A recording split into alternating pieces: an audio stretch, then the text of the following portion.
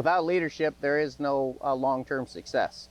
You know, we talk in our book about leadership being a component's character, task, and relationship. And any success that's not built on those three foundations will not last. I mean, you can be the most dynamic influencer in the world, but if you don't have character, eventually people are going to find that out. So we want to build something that'll last long-term, literally longer than us. We, both of us are focused on legacy and significance. So we want to build it on a foundation that'll last. And without a foundation of leadership, true serving other people, making others better than yourself, we don't believe it'll last long-term. And what we've attempted to do in the book is give pictures from history that show that exact example. Here are leaders from this walk of life in history. Here's one from this walk of life in history. Here's a man that did such and such. Here's a woman that did such and such in the 16th century. Different snapshots in history that demonstrate that everything good, all the great human advances have come on the heels of someone or some group of somebodies taking responsibility for leadership and to force something to happen that was a vision in their head. It was real in their brain before it was real in reality first. The next generation looks back at that and just, oh yeah, of course, it's always been this way. Right. But it came about on the sweat of someone's vision and doing the work, the character, the task, and the relationships, putting those three together and making it happen. So our book tries to demonstrate that's how things are accomplished. And when you have a vision and you pursue it, the only true way to get there is to use and influence leadership. Leaders got to make decisions. And it's not just historical forces coming together that make these great changes. Right. There's a leader that saw these historical forces and had the courage of their convictions to make decisions and get it done. And stay the course. Leadership is the ability to influence in a positive direction. Without character, without the willingness to do the work, and without relationships to influence others in that same direction, you don't have leadership. Right. Show me any organization that's failed and I'll show you a failure of leadership. Show me any organization that's had uncommon success and I'll show you a leader. I mean, sometimes they're hard to identify because they're so self-effacing and humble. But somewhere, somebody is leading, somebody's creating a vision, a common flow. I always use the example that vision's like a river, and a person can jump in that river and they're just naturally taken downstream with the flow.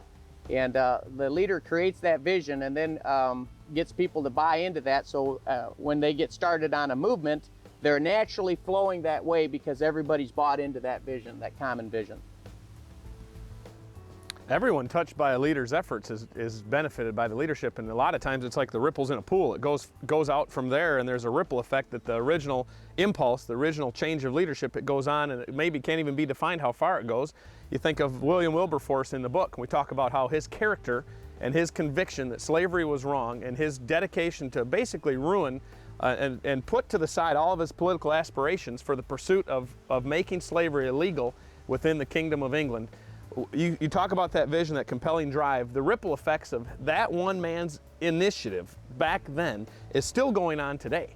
Amen. I mean, so it's almost uncountable, the rippling effect through time and across different groups of people that a leader's effect can have. And a leader can be a single mom struggling to pay the bills and do a good job raising her child. Anytime someone influences other people in a positive direction toward a vision that they can't shake, they just have to move in the direction of that vision. It can be small, it can be big, but the ramifications of that are immeasurable in the lives of people affected. That's right. And that's leadership. A leader can be anybody of any category that's going toward a vision that compels them to influence people in a positive direction. Everyone is susceptible to leadership. So when you ask, who's affected by leadership, everybody who's around the leader.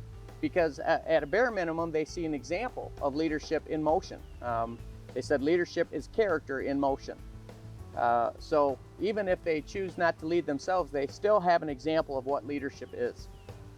This book has what we feel is a very good balance between the principles of leadership and the application, where this isn't a book written by a couple of theorists. We're not paid philosophers. We don't sit around and pontificate. We are busy actively living what's in that book on a daily basis, to our pain or to our pleasure, based on how well we do it on a daily basis. We broke it down into the art and science of leadership, the art being who you are and the thoughts you're thinking, and the science side being what you do. And so what we try to do is our attempt at a holistic approach to leadership, to where it's not just what you do, because if you do a whole bunch of things without being the right person, it's not going to last long term. If you're the right person but you do nothing, you won't still have leadership because you're not in motion.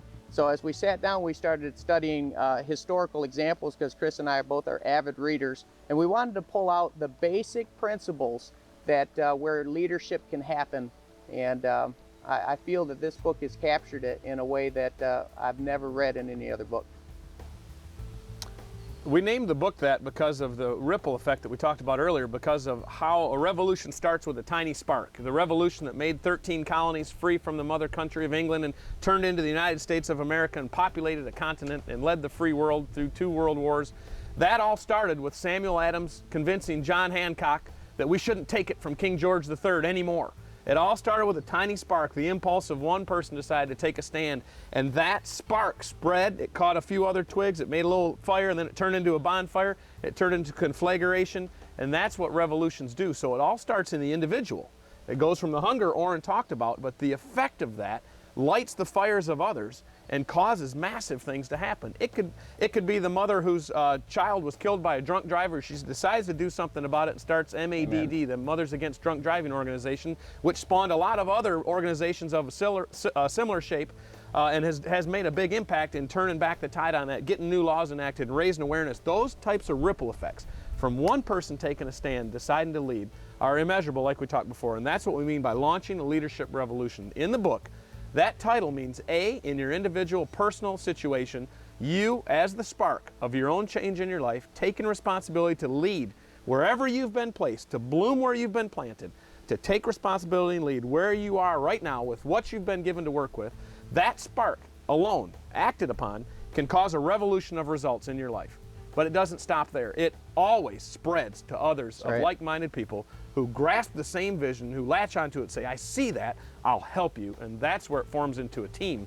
It's why leadership and team talk, teamwork, is impossible to separate. The two always end up being discussed together. That's right. Because what a leader does is he or she attracts a team, and that starts that revolution.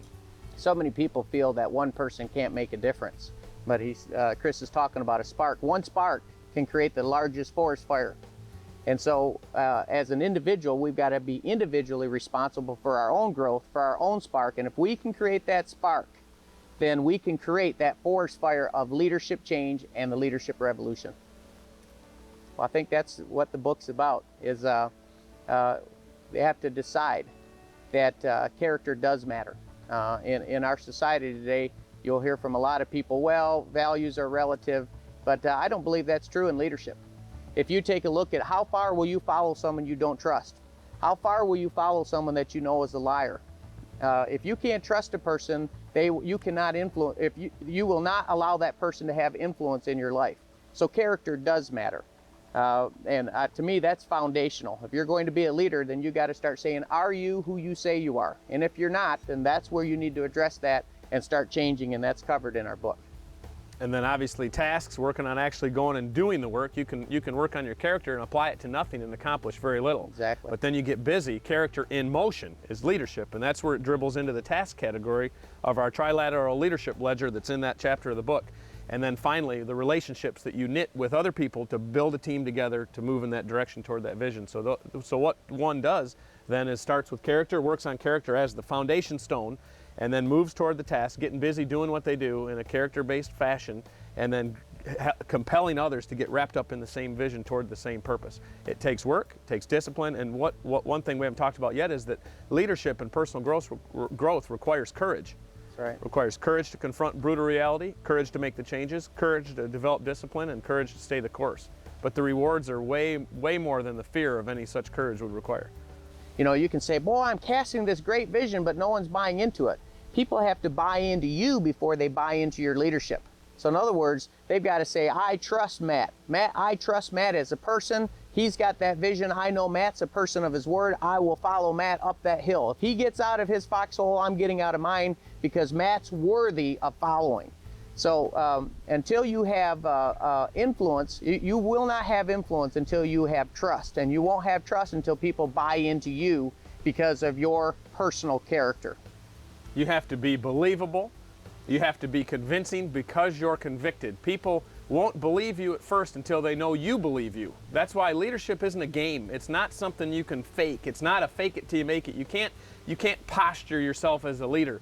All the things that you might see in the management sector where That's people right. think they have a title or they have the right degrees or they have the right experiences or they know all the buzzwords to say or they know which spot at the table to sit and they play the games. That is not leadership. Leadership is a hard to define quantity that describes the impact and the influence one individual has on another or others. That's right. It's a quantity. It's something that and it's based on believability, character, and conviction, and it's electric. It leaps across from one person to another, and they buy in. They believe you because you believe you, and you believe in what you're doing.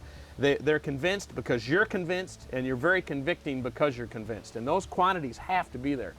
We could talk about this part all day. Oh, yeah. Because this is the black smoke part of leadership. This is the art side of leadership. You can talk specifics all day long, but you have to develop the ability to have that influence in order to be classified as a leader at all. People think you need a title in order to be a leader. In other words, and they want to throw around what I call positional leadership or leadership by force. You will do it because I'm your boss. You will do it because of my title. But that's not true leadership, because the more you pull this force, the less actual influence you have, because people are only doing it because they have to. And if people only do something because they have to, that's not leadership, that's just management by force. True leadership is when people want to follow you because they know you have their best interests at heart. Well, I think we are the product of many great minds through our reading, through our association. Both Chris and I have been blessed to be mentored by Pastor Robert L. Dickey, who has read over 10,000 books and has a knowledge of the Bible. And to us, we believe that wisdom is applying biblical principles to life. And so through the association of all these great minds, Isaac Newton said, "If I have seen further, it's because I stood on the shoulders of giants." And that's how we feel. We feel blessed by all of the people that we've heard speak live, and we could just rattle off all the different names. As far as who we work with anybody who's hungry. In fact, and that's one of the principles in the book, is we believe leadership begins with hunger. Where there's no hunger, there's no leadership, because there's not a willingness to learn. So we're not impressed by somebody's titles necessarily, whether they were a doctor, lawyer, or a ditch digger, makes no difference. Because we believe it's a lot easier to teach a hungry person how to be sharp than it is to teach a sharp person how to be hungry. So who we work with are hungry people. If there's a hunger in their heart to change and grow, we believe that if there's a hunger and a willingness to change, then a person can change. And that's all captured on the art side of in our book. As a matter of fact, in the book, we highlight a list given by several different leaders, from Ross Perot and others, what they look for in the development of leaders. Immelt from General Electric, all these big leaders that have their list, what they look for as far as, in the book we call it, what a leader brings. Right. What a leader brings to the table as foundational qualities that are required to grow in the capacity of a leader. And we've kind of surveyed the inputs of all these leaders, what they say they look for, but it does, just like Orrin said, it all boils down to hunger. You can take someone, an individual who perhaps isn't all that sharp to the eye of someone who might say, oh, that person doesn't look like a leader to me.